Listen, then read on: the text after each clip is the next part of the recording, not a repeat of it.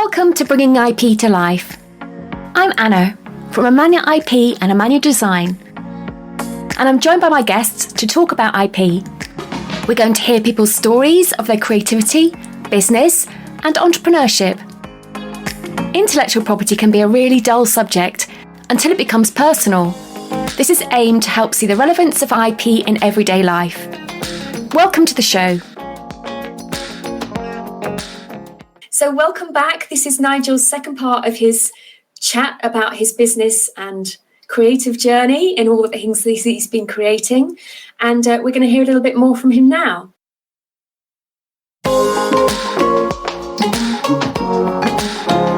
Yeah, and I've made mistakes in the past. When I started Simply Customer, there were 4 of us in the business for the first few months.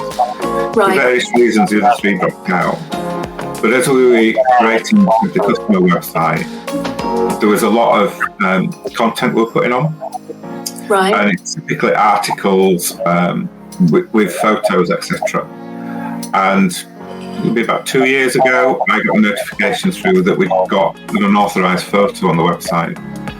Okay. And I ended up having to pay, I think it was £450. Oh, yeah. Because they'd not got the licence. Obviously, then I went right through and looked at, have we got everything else licensed and we've got all that evidence. Because something like that come out completely out of the blue. That's it. I was talking to an organisation last week and they had exactly the same issue. They'd shared on somebody else's post and they got stung. It's been a long journey with a few bumps in the road. Yeah. But it's incredible, and I think that's one of the bits as well about all of us that work in business. You're building something, creating something, and you need to make sure that nobody can steal it from you. Because you can just imagine that must be. And I know you've. I've listened to you talk about the McDonald's story. McDonald's, yeah. That's right. That must have been absolutely heart-wrenching for them. Yeah, that's right. That's right. Just, if you think you were the one on the receiving end of that, and all your hard work, and even your name, it's just like, and that can happen to anybody who doesn't have the knowledge to know how to protect their staff. I mean, you had enough knowledge to know how to address it right from the start, which made a huge difference to your whole business plan. But a lot of people don't until it gets to the point where it might be too late, or they might be stuck in a legal wrangling, which is awful for anybody. So. Yeah, and I've made mistakes in the past. When I started Simply Customer, there were 4 of us in the business for the first few months. Right. For various reasons, the other 3 dropped out. But as we were creating the customer website, there was a lot of content we were putting on. Right. And it's typically articles with photos, etc. And it'll be about 2 years ago, I got a notification through that we'd got an unauthorised photo on the website. Okay. And I ended up having to pay, I think it was £450. Oh, yeah. Because they'd not got the licence. And it was that long ago, I haven't a clue who did it. But obviously then I went right through and looked at, have we got everything else licensed and we've got all that evidence. Because something like that come out completely out of the blue. That's it. Yeah, I was talking to an organisation last week and they had exactly the same issue. They'd shared on somebody else's post and they got stung. And you just like, it may not even be from your website or from your social media. It might be that you've commented or shared, I'm not sure about commenting, but certainly shared somebody else's post. And you're just like, you don't want a £450, £400 fine out of the blue from somewhere. And these companies will have software that will track their property and see where it's being used. So, and the law doesn't give you grace for ignorance. You've broken the law or you've broken our terms, conditions, therefore pay up. It doesn't have any kind of like, okay, you didn't know. it doesn't have that allowance. So yeah, it's just worth getting to know these things so you don't end up getting stung. Yeah, and it's fair enough, isn't it? Because essentially you're stealing somebody else's property. That's right. Yeah. Yeah. If you were on the receiving end, you want somebody to give you money for what you would. Yeah. Yeah. So, shoes on the other foot, if that's the case, you'd want to be the one that says, actually, I don't want you to use my stuff for free. So, Nigel, I know that this was a bit of a bumpy ride for you. What does the future hold for you for Bubul? Oh, that's a good question. Ideally, we are going to grow the team. So there's 3 of us in the business at the moment. Mm-hmm. And we want to grow the team to between 15 and 20 people. Excellent. And I think that'll take us about 5 years. And what I want to do then is create an employee ownership trust. So essentially, sell my shares into the trust, so the employees or the trust will own the business, and all the employees will benefit. And the reason that I want to do that is that as you build a business, you create a set of values which tend to mirror your own. Yes. And there are things that you want the business to do and not do. And I want that to continue. I've not built it to make a fortune. I've built it. Yeah, I'd like the money back that I put into it. Of course. And some more. That's Yeah, but I built it to make a difference. So that's the bit. And we're still a micro business. So at the moment, we operate on a shoestring. The marketing's on a shoestring. right. Lots of things that we've automated to do ourselves. Right. But we've also, as we build the business, we've done things such as we didn't buy a plug-in e-commerce system. We tried that and we broke it. So we had our own built. We didn't use an off-the-shelf CRM system. We had our own built, so we can keep adapting to that as we want to do so. So there are quite a few things that the business owns now in terms of assets and with the intellectual property that will go along with those. Right.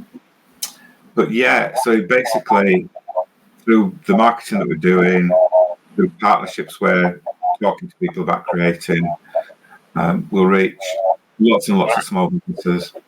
We'll make a big difference to them.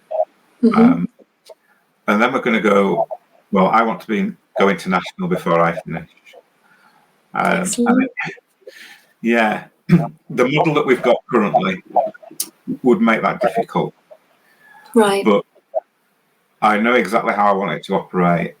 It would involve quite a lot of artificial intelligence. Right, yes. And we've looked at, could it be done now? Right. And the first answer I got was, AI is not as advanced as it needs to be for us to do that.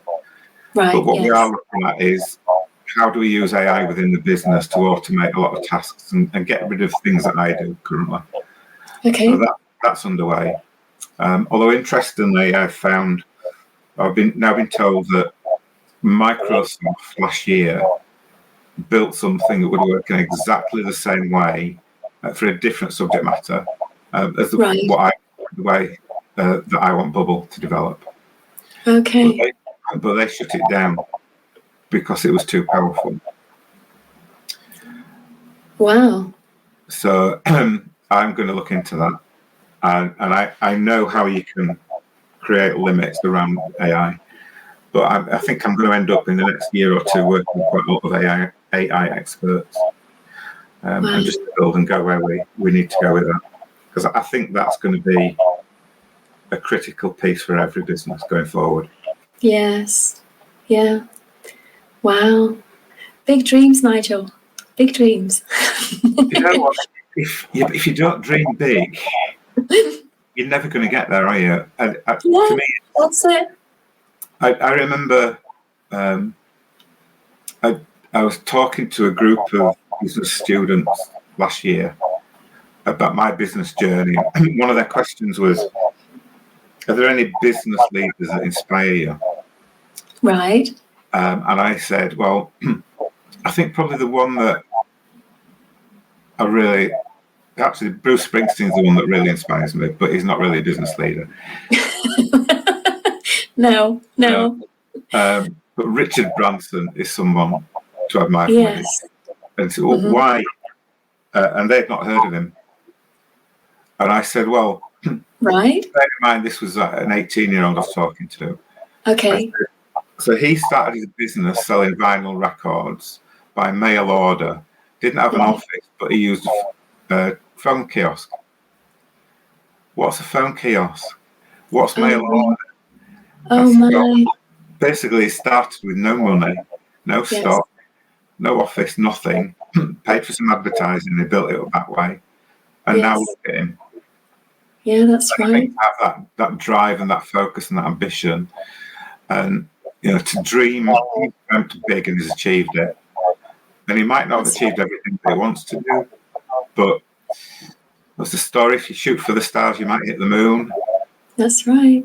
So there's no reason why anybody can't achieve anything that they don't want. I think quite often we allow ourselves to limit ourselves, and we shouldn't. Yeah. I agree. And like you say yes, and then work out how afterwards. Yeah. I think a lot of us will have been in that camp, just like, yes, I can. And then thinking, oh my goodness, how on earth do I do that? Yeah, and I think, that's similar. Well, it's in life and in business. Just go with your gut and say yes. And I didn't think I didn't plan all of this, but a lot of the things that have happened to me.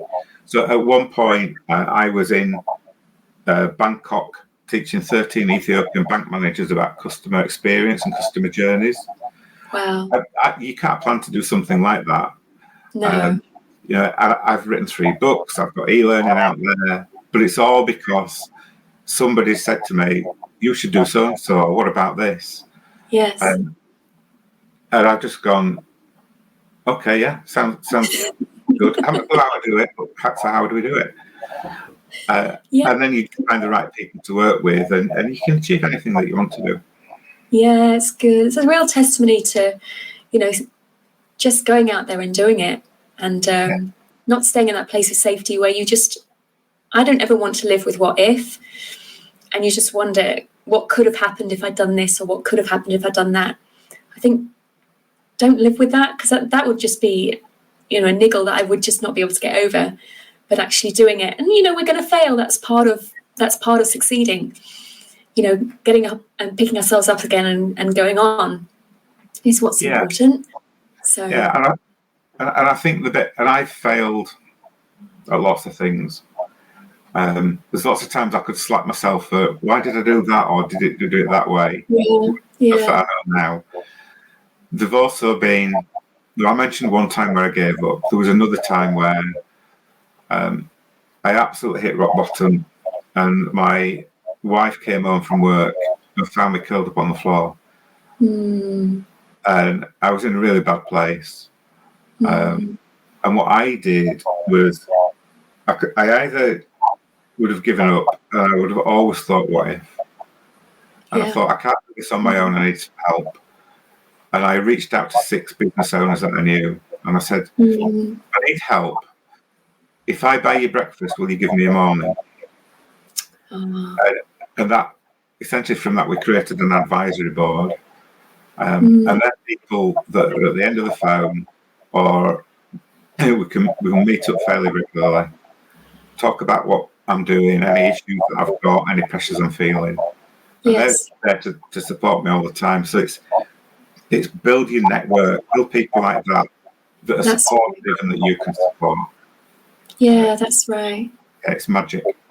Yeah, that's right. Because it's so easy to give off a public, persona of about how well it's going, or what's happening here and what's happening there. And we're not going to share all the ugly stuff with everybody, but it is important to have a few, or at least, an inner circle where you are able to be real, and you are able to say, this is actually really what's going on, and have that support, because, you can't do it alone. You can't, and I think sometimes, I mean, I did a series of LinkedIn posts last year about all the mistakes I've made. Wow. And I just had sort of loads of comment and loads of interaction from that. Because people are sick of seeing I've got £1 million turnover, here's my new car, here's my new house, both of which are rented. And people trying to just say how brilliant they are and how easy their life is. When nobody's is. Everybody's life's difficult. That's right. Yeah, I actually got a few comments saying you shouldn't post about mistakes you've made because people will think, because people look at that and think, well, they can't be that good, can they? But it's the reverse. People look at that, okay, so he's honest, and he's still trying. I think my final joke was I was going to write a book about all the business mistakes that I've made, but I realised it would be longer than the Harry Potter series. Yeah, and all the ugly stuff that goes with it. Gosh, yeah. If you'd like to know more about intellectual property or IP, check out the Amanya IP website at www.amanyaipcourses.com. Courses vary from general basic understanding about IP for adults, young people and students, through to professional courses and courses for the USA market. The courses are aimed to help young people, students, designers, artists, business owners and entrepreneurs become IP smart to enable them to protect their dreams.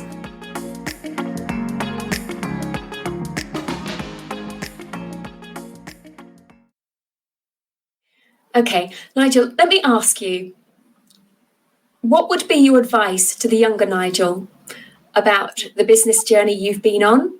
What would you say to him about how he could do things differently? Okay. Because you could talk to him now, couldn't you? What would you say? So the first thing I'd say is start earlier.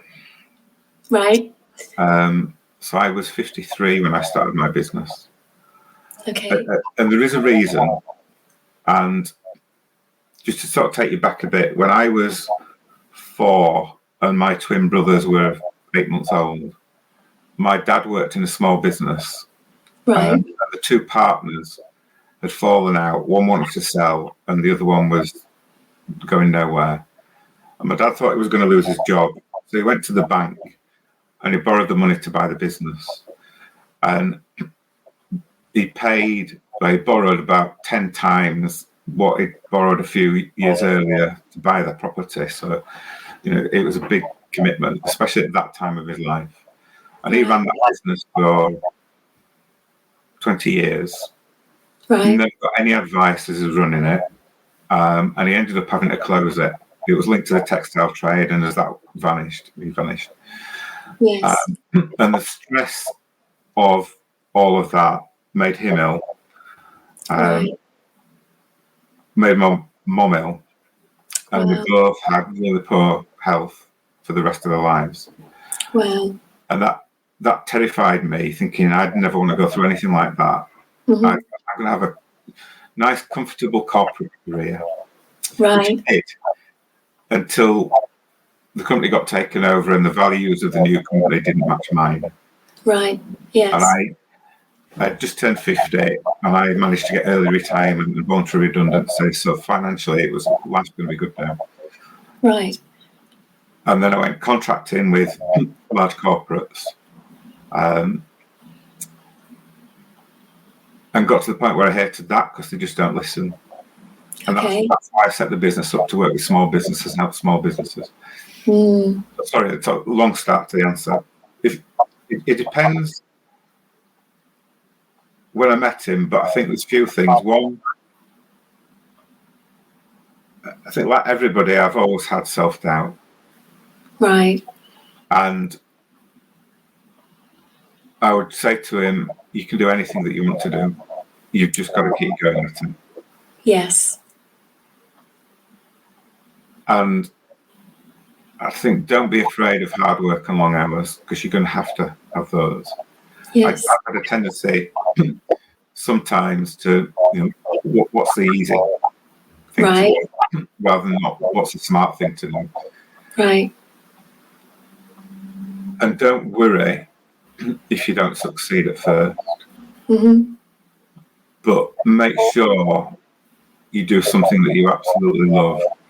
Yes. And that you're passionate about, because otherwise it's just a job. Yes. Yes. And then I think the final bit would be really get to know yourself, what you stand for and what your values are. Mm-hmm. And don't ever work, if you're going to work for somebody else or another company, don't ever work for a company that doesn't have those values. Yes. Because it will just be painful. Yes. And if you're going to work for yourself, always put your customer first. Mm-hmm. Focus on that customer totally. Do everything you can to keep your customers happy and keep them. Because not only is that sensible from a financial point of view, Right. it's the right thing to do, and you can sleep at night. Yes. Yes. Absolutely. Sorry, that'd be quite a long conversation, really. That's okay. That's okay. I mean, there's sort of things you've learned over the years, and if you could rewind, you'd probably do things differently. But it's interesting. If I'd had that conversation with myself when I was 18, 19, I wouldn't be doing what I'm doing now. Wow. I would be running a really nice bookshop that had a coffee shop. Wow. That at night turned into a wine bar with live music.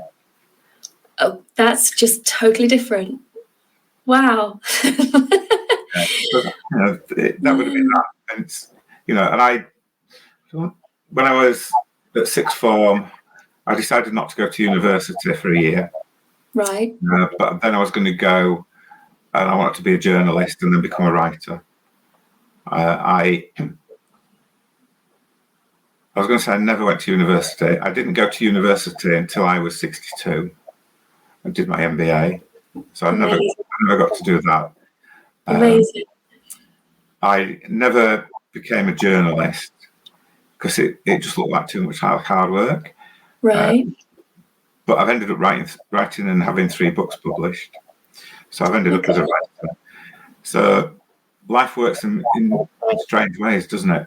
It certainly does. Sometimes the things that you want to do, you will achieve them, but just in different ways to how you thought. Yeah, that's right. That's right. So, Nigel, please tell us how people can find you and what can they do when they get to where they find you? What's the best way for them? Okay, so the best thing is to go to the website, which is bubbleexpert.com. Mm-hmm. And there they will see an explanation of what Bubul is. They will see more about me and the team behind me. If they're starting a business, they can get their own free version of Bubul and get a really good start in life as a business owner. If they've got their own small business and would like proper advice that's focused on them at an affordable cost, they can buy Bubul for £20 a month plus VAT. Right. And they're not tied into a long-term contract. So we rely on, if we give value to people, then they'll stay there. If they're an accountant, we love to talk to accountants because we do Bubul packages for accountants. Right, yes. So again, they can go on the website, they can book a demonstration, get a trial, etc. Or anybody can find me on LinkedIn and connect with me. And then you get to read some of the rubbish that I post about and things that I post about things that intrigue me sometimes. I post about business related stuff. Yeah. I post about things that really annoy me. So at the moment, you'll see quite a lot of posts about the post office inquiry. Right. Because that's the perfect example of a business and people whose values are so alien to mine. I'm pretty much sure everybody's. But, yes. That really annoys me. Yeah, no, I think a lot of people will agree with you on that one. Yeah. So, Nigel, thank you so much for being part of the show today. And please do check out his website, check out what he's doing. And it's growing in stages and developing and getting bigger and better in different versions, isn't it? So yes. Watch how he's developing that vision. So please make sure that you follow and subscribe so you don't miss the next show. And if you've enjoyed this show, please share on, and you can hear more for the next one. The next guest I'm going to have, it's going to be somebody I'm going to talk about his filmmaking. So that's going to be the next part of my show. And that's it from me today. And thank you very much, Nigel, for joining me. Thank you, Anna. It's been a pleasure having you on. So always happy to hear from people if you want to get in contact with me. And have a great rest of your day. And we'll see you next time. Thank you. Thank you. Thanks for joining us on the show. Like, follow and subscribe to make sure you hear about what's coming up next. You can head over to the website www.amanyaipcourses.com to find out more. See you again soon.